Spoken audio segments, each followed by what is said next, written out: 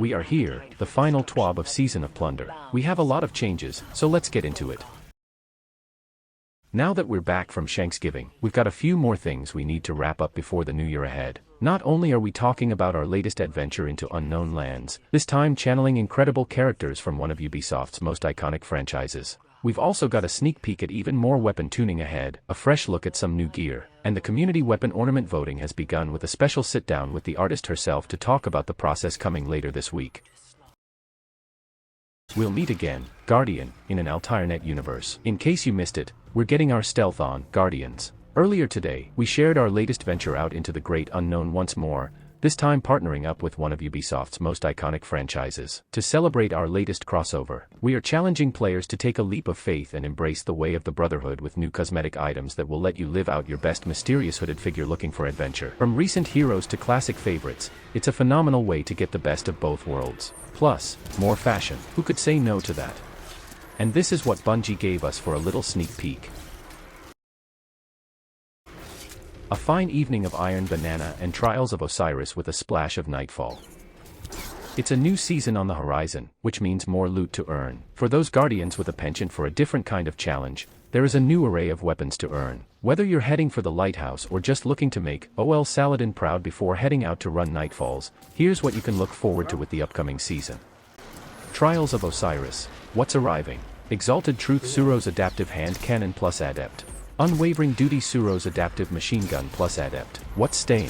Whistler's Wimbao plus Adept. Forgiveness Sidearm plus Adept. The Inquisitor Shotgun plus Adept. Burden of Guilt Fusion Rifle plus Adept. What's leaving? Aisha's Embrace Scout Rifle. Reed's Regret Linear Fusion Rifle. Iron Banner. What's arriving? Dark Decider Auto Rifle. Ganora's Axe Slug Shotgun. What's staying? Allied Demand Sidearm. Roar of the Bear Rocket Launcher.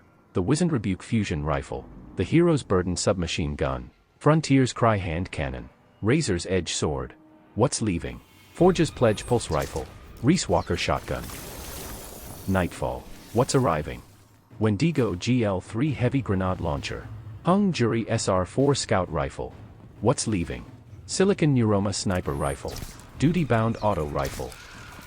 One more thing, we also have shiny new Season 19 ornaments for ritual activities like Gambit, Crucible, and Vanguard Strikes. Feast your eyes on more activity-themed fashion for the upcoming season and marvel at our ability to always come in hot with that clutch green snakeskin look. Weapon Philosophy and the Art of Running Divinity. With a new season on the horizon, a fine weapons tuning update is just what Banshee ordered. We've got senior design lead Chris Proctor back to chat about even more tweaks to gunplay that Guardians should know about. From an accessibility standpoint, the full auto toggle that has been implemented is one of the changes we're particularly excited for, but that's just one small part of a bigger update. From weapon philosophy to global goals, here's what Chris had to say about what's next. Global. We've seen very positive player responses to the full auto retrofit weapon mod over the past several seasons. Because of that, we have added a full auto toggle to the gameplay section of the settings menu that will be going live with the launch of Season 19. This setting will allow for all weapons to become fully automatic. We'll be watching how players end up using this and are looking into additional ways for players to pick which types of weapons this setting applies to sometime after Lightfall. Or now, we have this new toggle. On a related note, we're also aware that certain melees also require speedy clicking and are looking at something similar for a subset. For example, glaive, sword, and roaming super melees. Weapon archetypes. We pulled quite a few weapons archetype changes from Season 19 into the previously referenced 6.2.5 update, so this section is smaller than it would otherwise have been. That said, we have some substantial changes here, particularly to shotguns and glaives, so it's worth diving into if weapon theory is your thing. Shotgun. Shotguns were previously able to one-hit kill from too far away and needed adjustment. Once that was addressed, the weaknesses of random pellet spread became clear. They've become less reliable, even at close ranges. This gave us a solid starting point to do something we have been looking into for a while, giving each shotgun subfamily a custom, fixed spread pattern, and a matching custom reticle. Each of these spread patterns is intended to give a subfamily a unique style of gameplay and predictable effectiveness at specific ranges. The reticles are tuned to match the size of the actual spread pattern at the default field of view, but note that this is not the case as FOV changes, or as spread angle changes. We'll update reticles to react dynamically to spread angle in Lightfall and FOV in a later release, though this first step was crucial for getting that prepped for implementation in the future. The changes listed evolve the experience of using a shotgun so much that we expect to revisit tuning on these over the next few seasons. That's okay. Tailoring to different playstyles while maintaining a balance takes time, but we're on a good path. Also, note that we have held off on adjusting fusion rifles because the balance between shotguns and fusion rifles depends a lot on how these changes work out after Season 19 launches. The numbers, Mason, what do they mean? Here are the spread patterns for each shotgun subfamily. You can stop the video if you want to analyze it.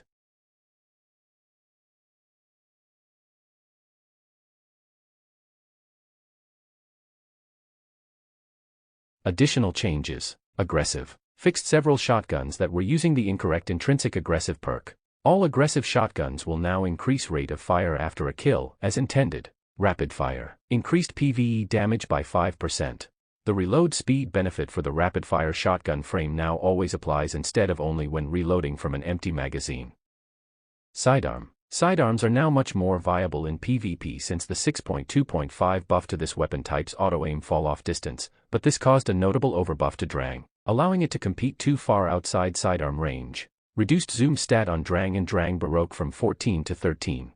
Fusion Rifle. Now on to fusion rifles. Main ingredient is still wildly effective as a range-Y fusion rifle due to being able to roll with stability perks in both columns.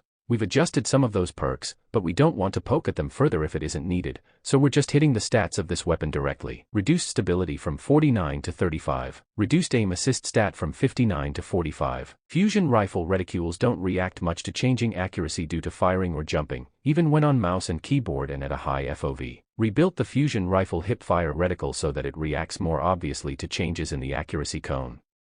Glaive. Glaive projectiles have not hit our quality bar for hit registration yet, so we have reworked them. We're also loosening the restrictions on some melee damage exotics and have adjusted base melee damage and some PvE damage scalars to avoid degenerate damage multipliers. Glaive projectiles have been adjusted for more reliable hit detection over the network. Glaive melee attacks can now benefit from the exotic armor perks on Syntheseps, Wormgod Caress, and Winter's Guile. Glaive melee damage multipliers reduced by 25 to 30% against champions, mini-bosses, bosses, and vehicles.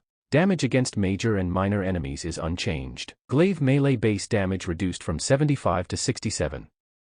Hand Cannon. When we updated stats for hand cannons that used to be lightweights, we didn't touch Rose. Now that Rose is returning, we've adjusted its stats for smoother reintegration. Updated Rose's stats to work for an adaptive hand cannon. Increased range from 38 to 43, reduced stability from 45 to 40, reduced handling from 68 to 60, airborne effectiveness is 20. Blinding effects. Grenade launchers, the Queenbreaker, and Grand Overture all previously used the older blinding screen effect, which players have reported could feel jarring and pose some photosensitivity concerns. Switch these to the new Arc Blind effect, which has significantly reduced screen effect brightness and is overall less intrusive. Weapon mods. Weapon mods that increase the effects of weapon perks do not make for interesting decisions, so we've made a long-awaited change to them. The Dragonfly, Rampage, and Surrounded perks now have their spec mod behaviors enabled by default. Perks. Reworks. We're not happy with how the prior redesign of Air Assault turned out, so we've taken a second pass at it. It now directly rewards success and is much more dependable for players. Air Assault now grants a stacking bonus to airborne effectiveness. Maximum 2 stacks, 1 per final blow, 2 per airborne final, each stack is plus 30 AE. Headseeker has been a boring and questionably useful perk on most pulse rifles for quite a while, so we've redesigned it, as well. Body shots now increase your precision multiplier and increase aim assist. Additional body shots reset the timer. 1. It has a 0.55s base timer.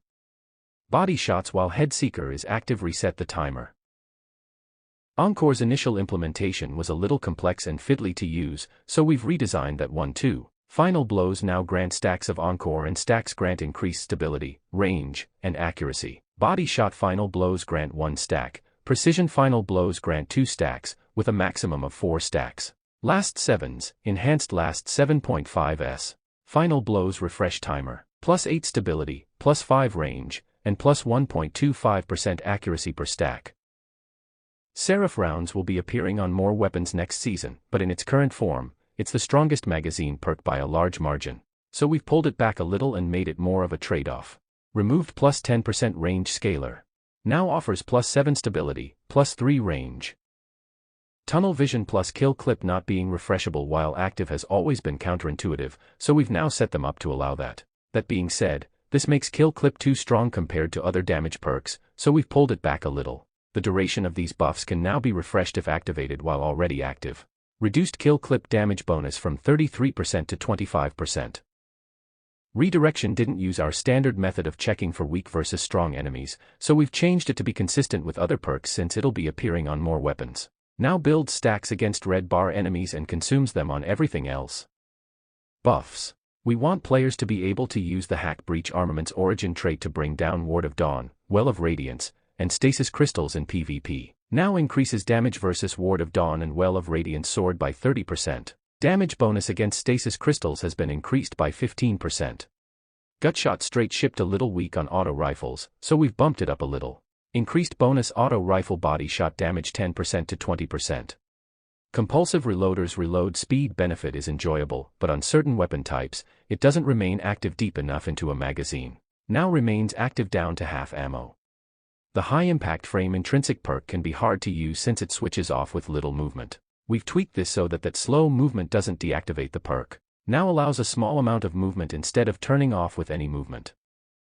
Ambitious Assassin's recent adjustment gives it a remarkably high potential for overflowing a magazine, but in areas with sparse enemies, it can be hard to chain kills quickly enough. Increased allowed time between kills from 5s to 7s.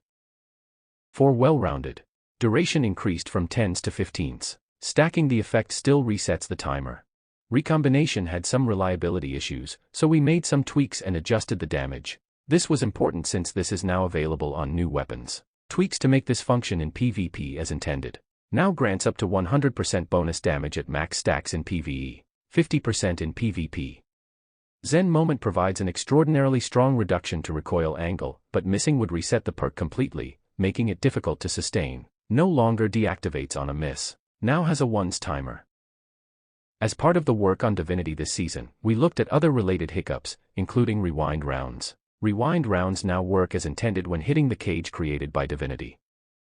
Genesis has always refilled weapon ammo on breaking shields in PvE, but that hasn't been the case in PvP. We've determined that it was a safe call to make to remove this restriction entirely. Now triggers on breaking player shields. One quiet moment wasn't really doing the job of providing fast reloads out of combat in cases where a player has dealt with all nearby threats, so we've made the following change. Faster reactivation after a final blow. Gun and run was hard to trigger in PvP or encounters with few enemies, so we also decided to half the number of final blows needed to activate this when going up against most enemy types. Nerfs. Box breathing has been providing too strong of a benefit for too little investment on scout rifles, so we've pulled it back a smidge to avoid crossing time to kill thresholds. Reduced damage bonus on scout rifles by 5%. Unstoppable Forces damage was a little too high for the level of investment, surpassing other damage perks for strength and uptime. We're keeping the uptime but adjusting the damage. Reduced damage bonus from 30% to 20%. 1-2 punch is one part of several combos that allow stacking melee damage buffs to get far higher than intended. Here's what 1-2 punch will look like. Reduced bonus melee damage as follows. From 3x to 2x versus most enemies with unpowered melees. From 1.8x to 1.4x versus most enemies with charged melees. Reduce the additional bonus versus bosses from 0.5 to 0.25. Bug fixes. To access. Triggering this perk across multiple weapons no longer displays a stacking counter on the UI. This perk never stacked its effects, so this change does not change its behavior. Enhanced perks. We've taken a pass over several enhanced perks to bring their functionality more in line with the base perks. Enhanced Unrelenting. Shifted to +5 health regen, removed +5 handling. Enhanced Perpetual Motion. Removed one's faster activation and removed the one's grace period upon ending. Added one's faster activation of x2 stacks. Enhanced Timed Payload. Shifted from range to +5 stability. Enhanced Explosive Payload. Shifted from range to +5 reload. Enhanced Firing Line. Added additional 10 handling when in proximity. Removed increased neutral range. Enhanced Grave Robber. Swapped +5 reload to +5 handling. Enhanced Explosive Light. Added one more charge. Enhanced Cornered. Added +10 stability when active. Enhanced Cold Steel. Weapon energy and weapon magazine capacity now at +10 to be consistent with other ammo capacity increasing perks. Enhanced Vorpal Weapon. Changed from +5 reload to +5 stability. This will apply to the guard resistance stat on swords. Enhanced Genesis. Removed primary ammo overflow. Added additional handling. Enhanced flash counter. Increased ammo capacity. Enhanced chain reaction. Updated the description as this provides a different benefit to swords. Enhanced ambitious assassin. Increased allowed time between final blows from 6 to 8. Exotics. Reworks. We identified a handful of weapons that we felt needed a substantial change to really hit the level of exoticness that we expect from Destiny 2 exotics. The Fundamentals perk, which can be seen on the damage type switching exotics, Borealis, Hard Light, and Dead Messenger, while functional, felt like it could do more to grant the mode some identity based on selected damage type, so each damage type now grants different weapon stats. Added stats to each element. Arc, plus 25 handling and plus 5 range. Solar, plus 35 reload speed and plus 20 airborne effectiveness. Void, plus 20 stability and plus 10 aim assist. Even with the above change to the fundamentals, we felt like Borealis needed a more substantial change. Breaking a matched shield now refills the magazine from reserves and allows your next 5 shots to deal bonus damage, not deactivated by reloading. Jade Rabbit is a strong scout rifle, but its exotic perk was lackluster, so we've redesigned it to be more of a gameplay loop. Quickly landing 3 crits returns a round to the magazine and increases the damage of your next body shot. Stacks up to 3 increased damage body shots. Resets if you reload. Nerfs. Witherhorde is extremely strong in both PvE and PvP, dealing high damage quickly, and for an extended duration. We aren't making changes to direct hits, and we're leaving the damage and ammo capacity alone. But since this weapon in its current iteration is too strong in PvE, we've made the following change. Reduce taken portal duration from 7.5s to 4.5s. Regarding Divinity, this is a must-have weapon in endgame PvE. That said, the combination of the strongest possible weaken effect, the cage making critical hits trivial, and intrinsic overload being too strong, it was time for a change. We looked at several options, including making the weapon harder to use or reducing its uptime by bringing its ammo down, but ultimately felt that its identity is all about making damage phases more enjoyable. Cage uptime remains the same, but we've brought the weakened strength down to match other standard weakens in-game. It's also important to call out that you can still apply a 30% weaken debuff with the cage by combining Divinity with Tether or Tractor Cannon. Reduce Divinity's weaken from 30% to 15%. Arbalest missed out on the body damage reduction that Lorentz Driver received, making it too easy to get one-hit body shots in a PvP while also not requiring enough precision in PvE. Reduced body shot damage to match Lorentz Driver. Gjallarhorn is the highest DPS rocket launcher and a great support weapon for legendary rocket launchers, so we picked one of those 2 roles and opted to lean into its support power. Reduced primary rocket's impact and detonation damage by 25%. This just brings it into the desired band without nerfing it past other rocket launchers. Forerunner received an unintended damage buff in Season 18's balance update that made it a little too easy to use. After the change, all it took for a final blow was 1 crit and 3 body shots, or 5 body shots in PvP. Here's what we've changed for Season 19. Reduced Forerunner base damage from 40 to 37, and crit damage from 72 to 67. Buffs. Typically, we choose from the 20 or so of the least popular weapons for a potential buff, either directly or via a Catalyst Edition. In this case, we've adjusted some that have languished for years and others we simply felt strongly about. We have more of these types of changes coming in Nightfall, though we'll share those in a later update. With the addition of the full auto setting, we're replacing the full auto trigger system perk on each exotic that had it. No Time to Explain, replaced with Feeding Frenzy. Traveler's Chosen, Catalyst perk replaced with Surplus. Vigilance Wing, Catalyst perk replaced with Ensemble. We've fixed an issue where crits from Dead Man's Tale were landing inconsistently depending on whether your aim was above or below the target. We've also made some small changes to its base damage, which will apply to all 120 RPM scout rifles. Now prefers critical hits over body hits in hipfire if both types of targets are inside the precision aim cone. Increased body shot damage from 46 to 54, and reduced crit damage from 81 to 80. We've also been looking for a way to help DARCI players. We know many Guardians would like it to move to the energy slot, but there's plenty of competition for sniper rifles there, even exotics. With the below change, it's a more interesting choice in the heavy slot. Now applies Jolt when damaging targets affected by Personal Assistant. Increased base airborne effectiveness to 80. Wishender has always had a hidden damage bonus versus targets affected by Witherhorde due to its identity as a Taken Hunter's weapon. Increased bonus versus Witherhorde blighted targets from 10% to 25%. While we don't want special ammo snipers to be perfectly accurate from the air without significant investment, we don't have the same concerns with their heavy ammo counterparts. That's where this Whisper of the Worm change comes in. Increased base airborne effectiveness to 80. The Prospector has surprisingly high burst damage, but ultimately doesn't excel enough at AD clear or DPS for it to have a secure place. With the below change, it is substantially more effective at AD clear, though we will continue to monitor when it's live in-game. Added chain reaction to the intrinsic perk. The Fourth Horseman has some niche uses, but ultimately suffers from extremely hard to control recoil, which we've pulled back. Decreased recoil by 50%.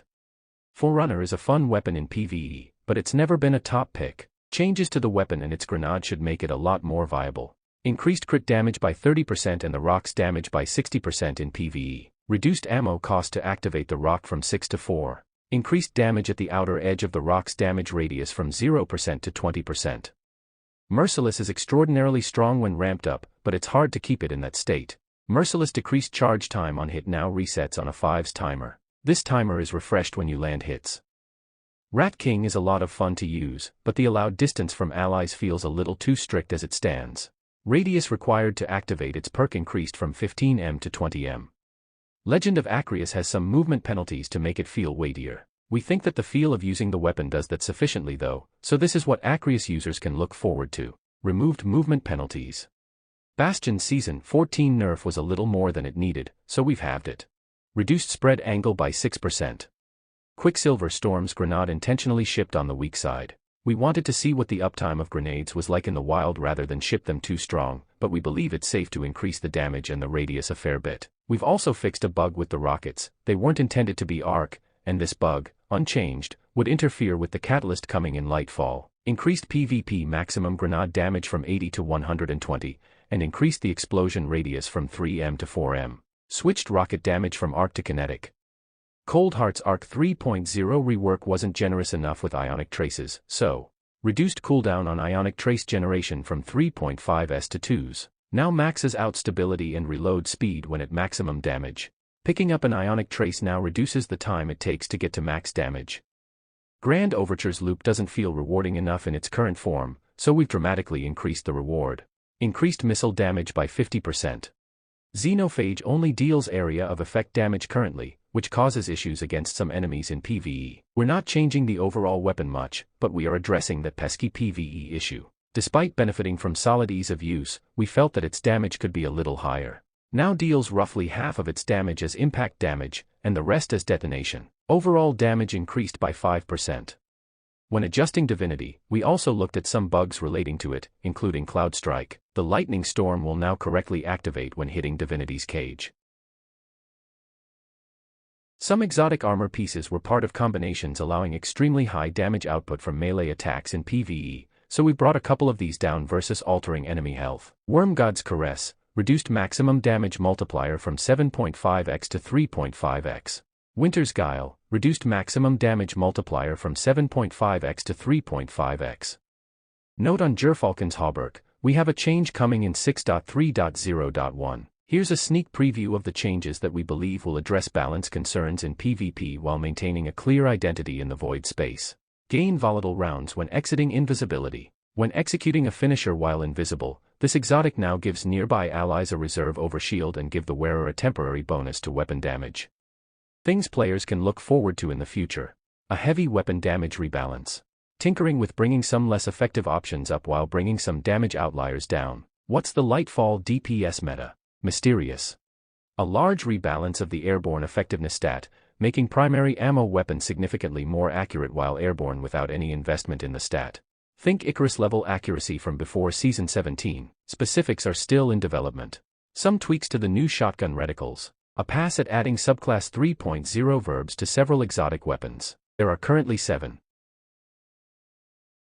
Season 19 artifact mods, here for a good time not a long time. It's that time again, time to take a look at what the next season's artifact will bring to the table when taking on ferocious enemies and baking treats with Space Grandma for the rest of the tower. Here to chat more about what players can expect is Sandbox design lead Rodney Thompson. Rodney, each season's artifact has focused on one of the light subclasses, reinforcing and enhancing the 3.0 updates that players have been tinkering with throughout 2022. In Season 19, it's time to give a little love to Stasis. As we've always done in the final season of the year, you'll see some reprisals, some reimaginings, and some more experimentation. The Season 19 artifact will have anti-champion mods for hand cannons, scout rifles, bows, pulse rifles, auto rifles, and submachine guns, as well as the return of the Unstoppable Grenade Launcher mod.